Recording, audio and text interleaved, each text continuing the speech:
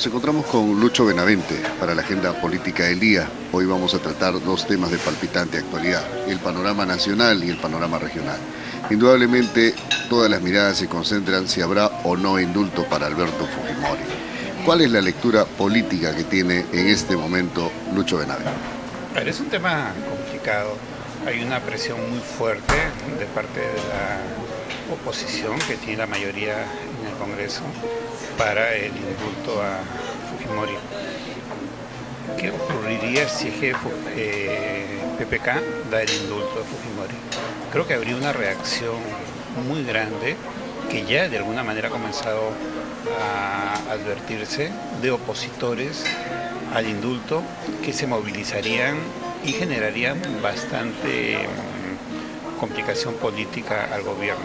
A ver, toda la izquierda, por ejemplo el Frente Amplio y otros sectores de izquierda al interior del país, que son mucho más radicales que el Frente Amplio. En realidad el Frente Amplio es bastante light al lado de esos otros sectores tipo Gregorio Santos u otros líderes, se movilizarían y reaccionarían contra PPK por ese tema. Luego en todo el país ha habido durante los últimos procesos electorales un movimiento que era no a Keiko. En el fondo es un no al fujimorismo. Entonces, ese movimiento ha tenido la capacidad de movilización no solamente en capitales de regiones, sino en provincias, en distritos de todo el país. Estoy seguro que se movilizaría también bastante. Luego hay un sector de la prensa muy importante que estaría en contra del indulto, que también actuaría públicamente contra PPK. Las redes sociales serían un hervidero en el tema, ¿no? De tal manera que, digamos que por tapar un hueco, el gobierno se abriría muchos otros huecos. Demasiadas grietas. En el asunto del Fujimori también existen ya dos tendencias, Keiko y Ken. Bueno, eso está muy interesante. Me da la impresión que hay una clara división. Hay algunos que dicen que hay una especie de dramaturgia y que esto es algo montado, ¿no? Una especie de... ¿Cree usted que es así? No. Sería una especie de Armani político, ¿no? En el lenguaje de los medios. Pero no, yo creo que hay una división ahí bastante clara, bastante... ¿Keiko está jugando al albertismo más bien duro? No sé, no llego a entender exactamente qué pasa, ¿no? Pero en algún momento no quedó claro si ella realmente quería el indulto del padre, ¿no? Porque ella tenía una opción, que era no el indulto, pero sí la prisión domiciliaria. Y PPK desde su candidatura dijo que no iba a tener ningún inconveniente en firmar una ley para dar beneficios a personas mayores en estado de enfermedad. Y entonces, pero Keiko no ha querido, digamos, asumir ningún costo político, ¿no? Y muy bien ella podía mover a su fuerza parlamentaria para sacar esto sin pedirle permiso a nadie. Simplemente era ponerle a ese objetivo de la libertad de Fujimori dos etapas, ¿no? Una de prisión domiciliaria, con lo cual el padre recuperaba mucha calidad de vida, si se quiere, ¿no? Pero me queda la duda por qué no lo ha hecho. El argumento que daban las voceros del fujimorismo era que Keiko en campaña había prometido que no iba a usar su poder en caso de llegar a la presidencia. Pero en realidad ese argumento no es válido, porque ella no llegó a la presidencia. Esto es algo que compete al Congreso, donde ella ni siquiera es congresista, ¿no? Sabemos que ella influye, por cierto, y lidera a buena parte de su bancada, por lo menos no a Kenji, pero sí al resto de la bancada. Entonces, no ha habido esa etapa asumiendo un costo político de permitir el indulto mediante una ley que el presidente ya se había comprometido a firmar desde épocas electorales. Entonces, ahí quedan algunas dudas, ¿no? Yo creo que esas dudas también a mí me vienen a la mente después que vi el caso de Marine Le Pen en Francia. Ella incluso llegó al extremo de crear un comité partidario para expulsar a su padre, que había creado el partido, el Frente Nacional, y ella en la última elección hace pocos meses tuvo incluso mayor votación que su padre, y en segunda vuelta llegó a 30 y tantos %, cuando el padre solamente había llegado a 22, 15 años atrás.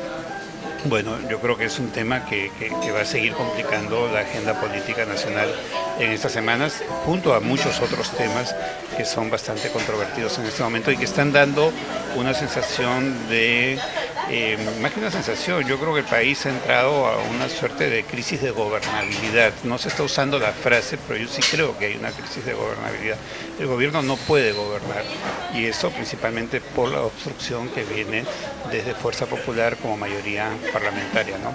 Eso de que estén citando a los ministros todos los días, yo digo simplemente a qué hora puede gobernar ese ministro, porque para una cita en el Congreso tiene que invertir muchas horas él y su equipo y sus asesores y sus técnicos para preparar información y llevar a las comisiones del Congreso, donde algunos congresistas lamentablemente son incluso muy maleducados y no hacen preguntas, sino ofenden, insultan al invitado, que merece un respeto. Yo creo que el país está entrando a una crisis de gobernabilidad y tenemos que verlo en esos términos.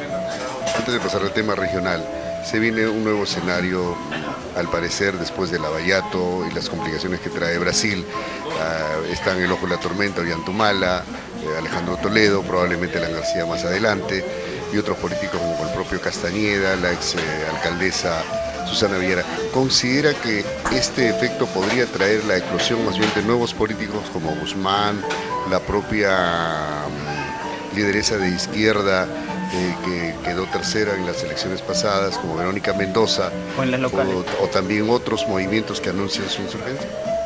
A ver, creo que el caso de Lavallato ha sido de grandes proporciones, pero en realidad es una etapa reciente de una secuencia muy fuerte de casos de corrupción en el país, ¿no? A ver, el caso de Coteva, el caso Comunicore, el caso narcoindultos y muchos casos en todas las regiones del Perú.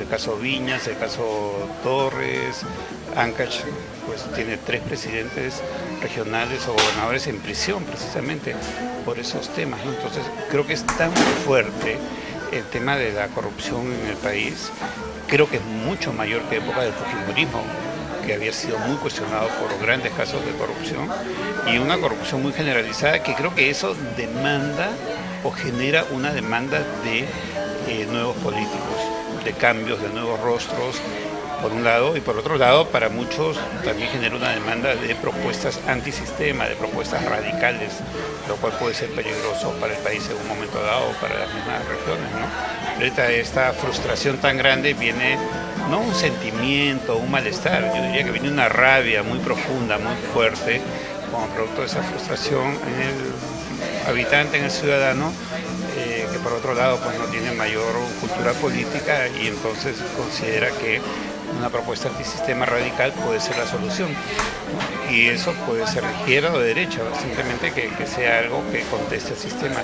Y eso es un fenómeno que puede estar pasando en el mundo. De alguna manera la elección de Trump es eso, ¿no? Él es un radical de derecha que llegó al poder precisamente por una situación no igual, pero sí con cierta equivalencia en los Estados Unidos. Pasando al tema regional, usted acaba de plantear en una comunicación del diario Correo, escuchábamos su comentario respecto a que, dada la gravedad de la crisis que vive Ancash por asuntos de corrupción, es necesario establecer un acuerdo regional. ¿Bajo qué marcos panorámicos y en qué consistiría este acuerdo? Primero las consideraciones, a ver, existen mecanismos de control en el país, existe el control político en el Congreso, existe control político en las asambleas regionales, en los grupos de regidores, en los municipios distritales, municipales, hay un control político que debe combatir la corrupción, ¿no? Pero esos controles políticos no están funcionando, pues, porque entonces los gobiernos locales, las asambleas regionales, tienen mayorías del gobierno que se hacen de la vista gorda o no ejercen ese control político y por lo tanto la corrupción avanza, ¿no? Y en el caso del Congreso vemos muy claramente que la fiscalización se da para los opositores, ¿no? Por ejemplo, todo el tema de fiscalización en el gobierno, en el periodo actual en el Congreso, va contra enemigos adversarios de Fuerza Popular, va contra Peruanos por el Cambio, va contra Perú Posible, va contra opositores, ¿no? Como contra el Partido Nacionalista, Humala, Toledo, en fin, ¿no? Pero yo no veo fiscalización contra los amigos de la mayoría que controla el Congreso, no veo fiscalización a Joaquín Ramírez, no veo fiscalización a Alan García, a Castañeda del Ocio, ¿no? Entonces ya eso da un sesgo a la fiscalización y la politiza, ¿no? En resumen, los mecanismos de control político no están funcionando. Los sistemas de control administrativo en la práctica tampoco funcionan. A ver, ahí tenemos el Ministerio de Economía y Finanzas que tiene que hacer evaluaciones para girar los cheques y hacer las transferencias presupuestales. Tenemos a nivel administrativo la Unidad de Inteligencia Financiera que tiene acceso a información, tenemos la Contraloría, pero bueno, con todo eso que tenemos la corrupción ha seguido avanzando, ¿no? ¿Qué hacemos en Ancash entonces? ¿No? Y hay otros mecanismos que solos no pueden funcionar, que son los mecanismos fácticos de la protesta, las redes sociales, los medios de comunicación. Entonces allí viene mi propuesta de generar un acuerdo de gobernabilidad en Ancash, ¿no? Como mecanismo de control político. ¿Cómo operar? Bien, primero, ¿para qué? ¿Para qué sería ese acuerdo de gobernabilidad? Uno, para el control político, para evitar la corrupción, y dos, para supervigilar el cumplimiento de los grandes acuerdos que tendrían que darse a nivel regional. ¿Cuáles son las grandes metas? De tal manera que los presidentes regionales y los alcaldes se comprometan a trabajar y cuando se salgan de esto sean sancionados de alguna manera por la opinión pública, por el acuerdo, ¿no? ¿Cómo funcionaría esto?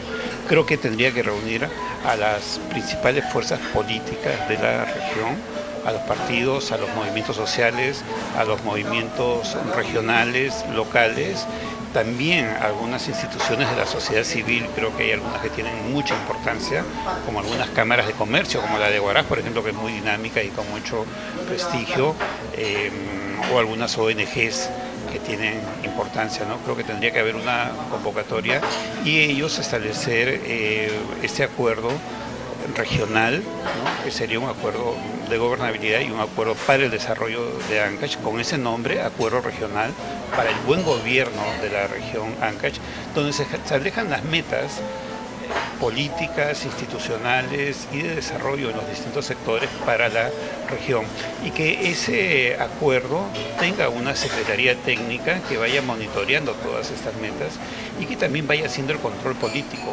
Es curioso, ¿no? Que haga el control político, pero no que se politice, no que quiera favorecer o perjudicar a alguien, ¿no? Y que también ahí sería muy importante el rol de los medios de comunicación, ¿no? Creo que el país requiere un momento de profunda crisis institucional, moral, a nivel central y en cada una de las regiones, que requieren propuestas alternativas. Creo que tenemos que salir del mismo esquema de siempre, donde nada nunca se soluciona, ¿no? ¿Quién debería convocar este acuerdo? Buena pregunta. ¿Quién debería convocar ese acuerdo nacional? Creo que le correspondería tal vez al presidente regional, ¿no? Al presidente regional, tal vez en alianza con, digamos, ahí tendría que establecerse un mecanismo fáctico, porque eso es algo que no se ha establecido a nivel constitucional, ¿no? Pero tal vez yo creo que el presidente regional, en alianza con los representantes, los parlamentarios de la región, podrían tomar la iniciativa. En realidad sería como una especie de pelota dando botes, que si interesa alguien tendría que tomarla y hacer una convocatoria. Obviamente quien convoque tiene que tener liderazgo y tiene que tener acogida y respuesta. Lucho, te agradecemos por estas importantes declaraciones, como siempre, ilustrativas para el programa. Algo final que compartir con nuestro tema. Bueno, un saludo muy afectuoso, como siempre, para Ancash, para Huaraz y especialmente para ti, Lalo.